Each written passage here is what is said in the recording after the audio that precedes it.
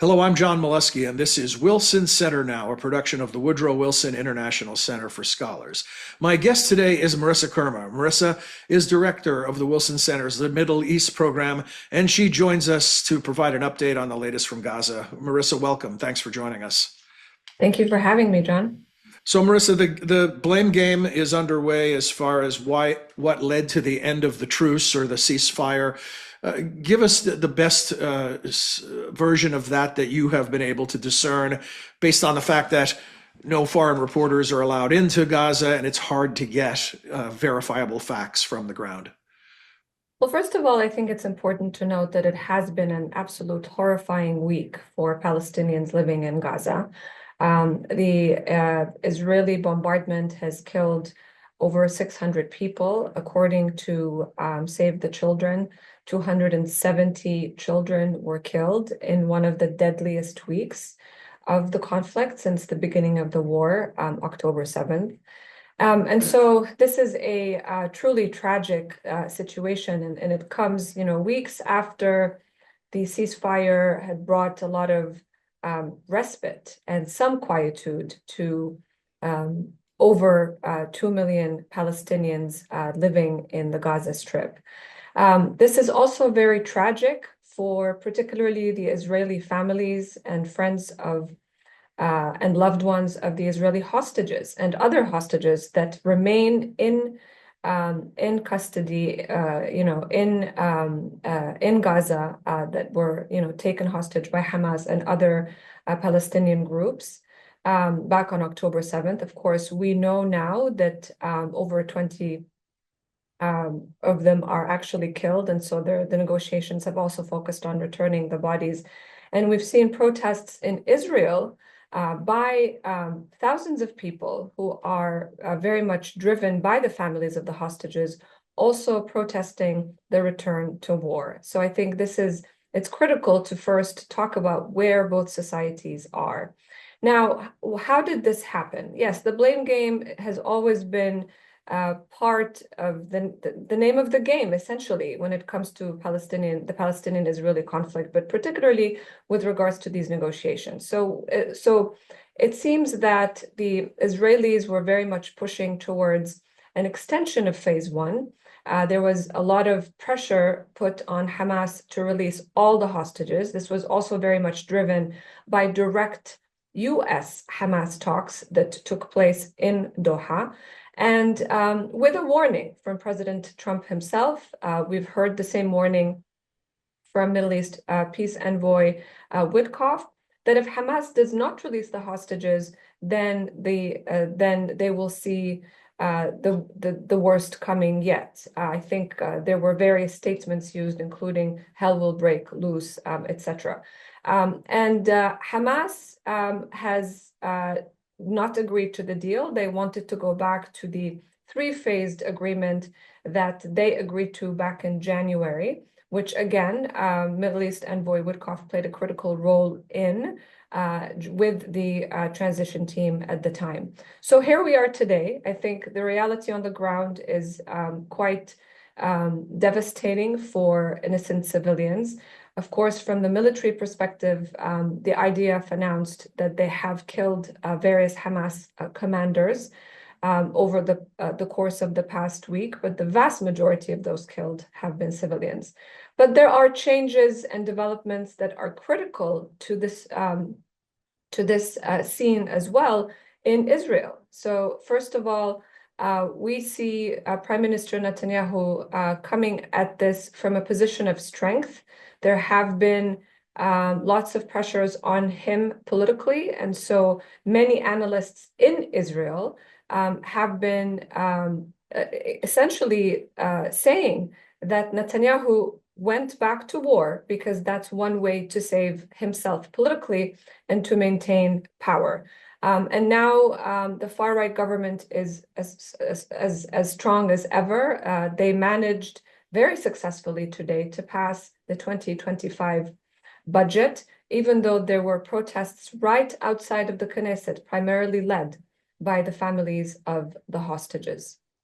Marissa, do we know, are there technical differences between extending the phase one ceasefire versus moving to negotiations on phase two, which is Hamas's preference. Are there technical advantages for Hamas by moving to phase two?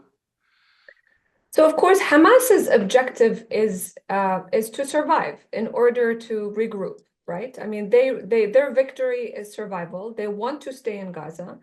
But we've heard very loud and clear from both the Israeli government and the US government that there is no place for Hamas in a post-conflict scenario. And the Israeli government repeatedly states that we need to annihilate Hamas completely. We will not allow any Hamas presence.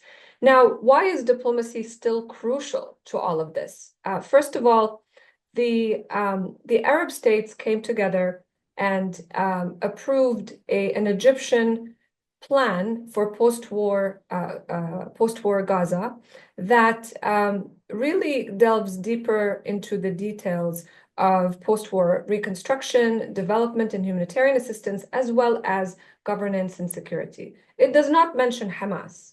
So it's a Hamas-free plan, but now we're also hearing another Jordanian proposal that is sort of an amendment to this plan, where the proposal is to get all of the Hamas military and civilian leaders outside of Gaza to ensure that any post-war scenario does not include any Hamas members. And so we know from hearing Witkoff this week that both Hamas and the Israelis are still negotiating.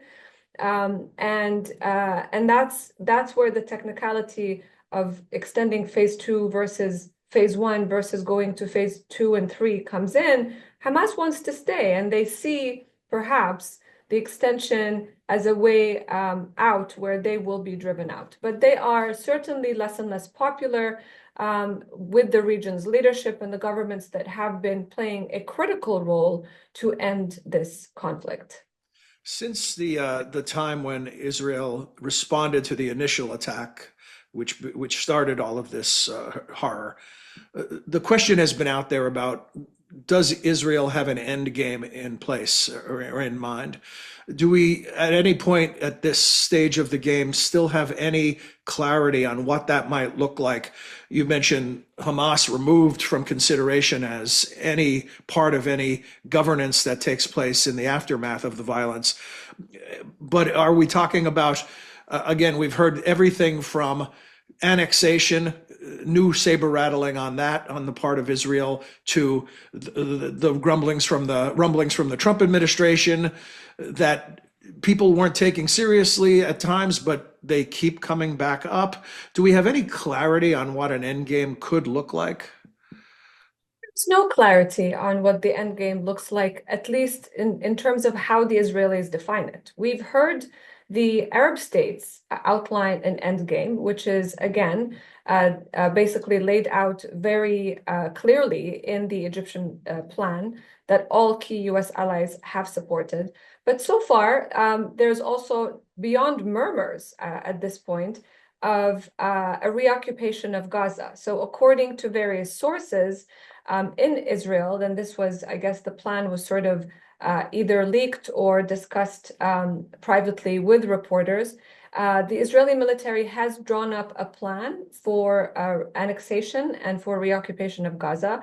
And of course, the Israeli military has not commented on this so far. They keep emphasizing that their initial goal still stands, which is the complete annihilation and destruction of Hamas.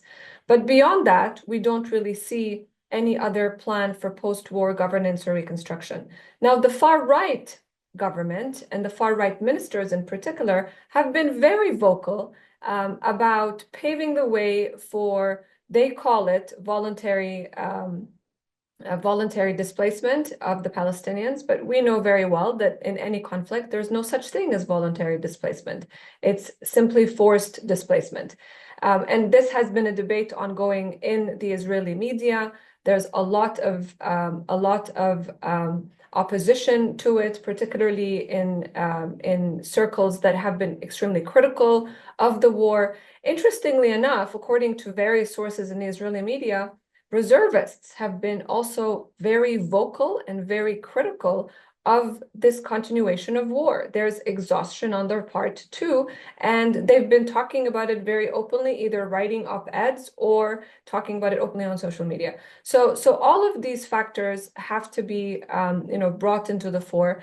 But the reality remains that Bibi Netanyahu is still very strong. I think the passing of the budget even shores up more support for him. But of course, this is also happening at the backdrop of a lot of opposition and growing opposition amongst the Israeli public. So let's circle back to the humanitarian aspects of all of this, starting with the hostages. Do we know anything new about how many might still be alive? The numbers are hard to track accurately because there are always surprises. I think the numbers are hard to track, but what we are seeing more consistently is that there are a little bit over 20 that remain alive, and the rest, of course, are killed or either killed by Hamas or perhaps they were killed in various bombardments. There's no way to know at this point. But of course, their bodies are also part of the exchanges that are happening in the negotiations, so that's critical.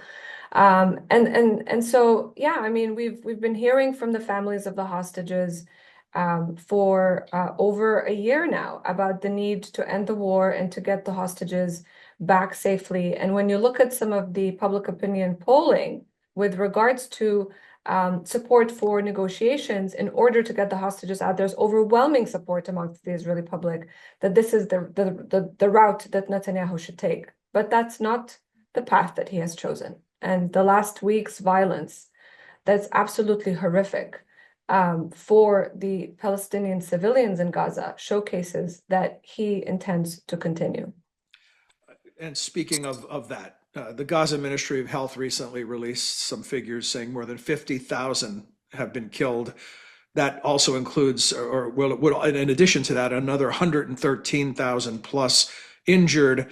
And those 50,000 killed would amount to about 2.1% of the entire population. And that comes out to one in every 46 people who have been critically, fatally affected by this violence. Israel has said those numbers are not reliable. The UN says they are. No matter how you slice and dice it, we're talking about a tragic amount of loss of life here.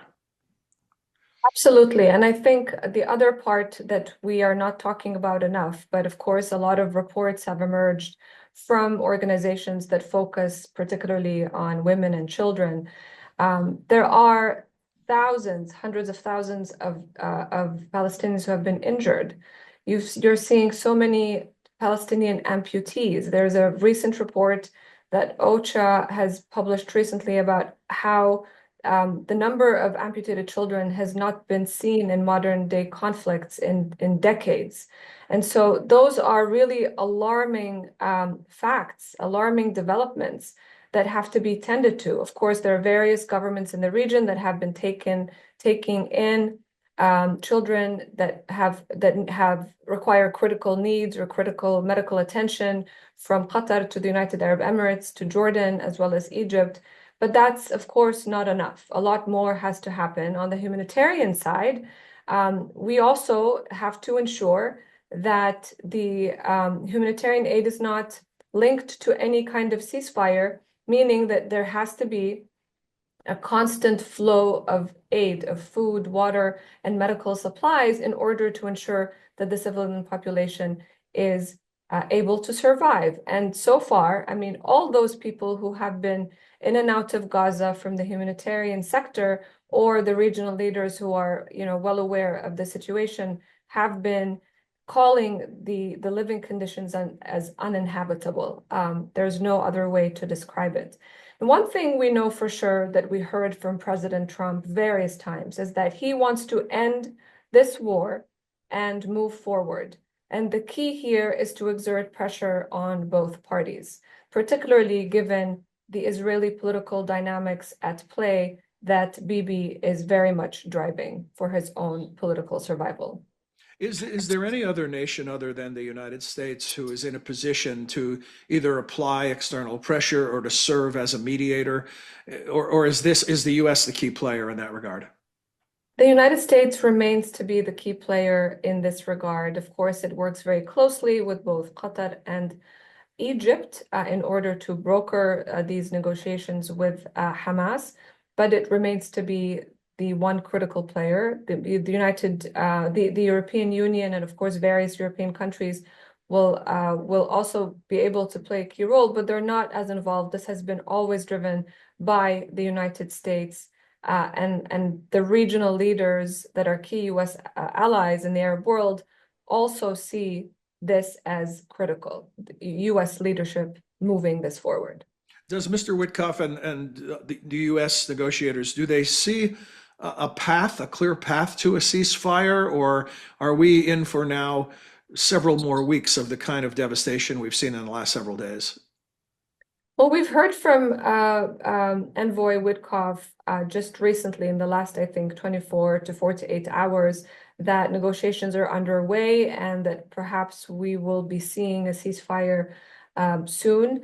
But we have to wait and see. And again, the key to ensuring that we get to ending this conflict, ending this particular war, is through diplomacy. And it seems that that is the path that the key Arab allies have chosen and have put it forward in their plan. And they have been meeting with Witkoff regularly, whether here in the United States or in the region. So we know that the channels are open. But of course, we have to wait and see where these negotiations go. A final question for now, Merissa, because obviously we've talked about this before and will again. This is an NBC headline. Israel ramps up risk of all-out war in Gaza as it escalates renewed bombing campaign. And that's another thing we've been talking about since the beginning of these hostilities. How could this thing escalate beyond Gaza, beyond Israel and Hamas? And is that a real risk right now, some larger escalation, even though you just said that Arab nations remain interested in a diplomatic solution? I mean, that's I think why the Arab leaders have been working tirelessly to get to some sort of end game in Gaza. It's precisely because it's very much connected to the larger geopolitical theater where Iran plays a key role in supporting Hamas and in, supporting and maintaining its various proxies, in Lebanon, Hezbollah, various Shia militia in Iraq, as well as the Houthis in Yemen.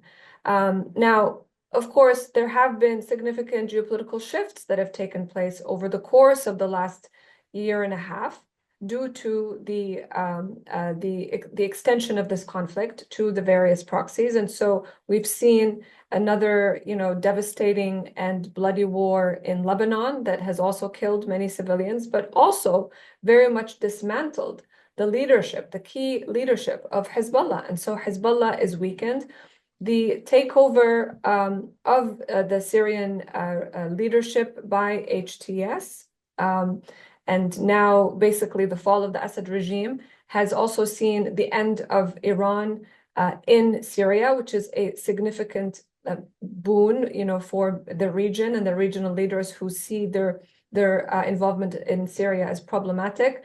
And we've also seen that the United States is very serious in putting military pressure and attacking when necessary the Houthis in Yemen. And so there is something to be said about Iran's role and how Iran sees the future or its future, not only in the region, but with the United States as well. We know that there was a letter sent from President Trump to Ayatollah Khamenei. We do not know exactly the contents of the letter, but there is some diplomatic traffic as well taking place. So we have to see if Iran chooses a path that would lead to de-escalation across the region. But of course, the Gaza scenario, or the Palestinian territories in particular, because there's also a lot happening in the West Bank that we didn't discuss, has a unique feature as well that, yes, is connected to the larger geopolitical developments with regards to Iran, but it also has its own specificity, which of course many of the leaders in the region understand very well and have been communicating it to this administration. And any ultimate lasting solution is going to have to connect those dots. These things aren't living in isolation. Marissa, as Absolutely. always, I know I repeat myself with this, but I always appreciate not only that you brief us on the geopolitics and all those big questions, but also that you remind us that, real human beings, real lives, and often innocent lives are being lost in the meantime. As we sit here safely in our perches in Washington, D.C., it's good to keep that in mind. Thank you very much, as always. Absolutely. Our guest Thank has you, been, John. you're welcome. Our guest has been Merissa Khurma, who is director of the Wilson Center's Middle East program. She and her colleagues do lots of good work and provide lots of really valuable information on an ongoing basis. You can find that at wilsoncenter.org. I'd like to thank Merissa today and thank all of you for listening and watching, and hope you enjoyed this edition of Wilson Center Now, and that you'll join us again soon. Until then, for all of us at the Center, I'm John Molesky. Thanks for your time and interest.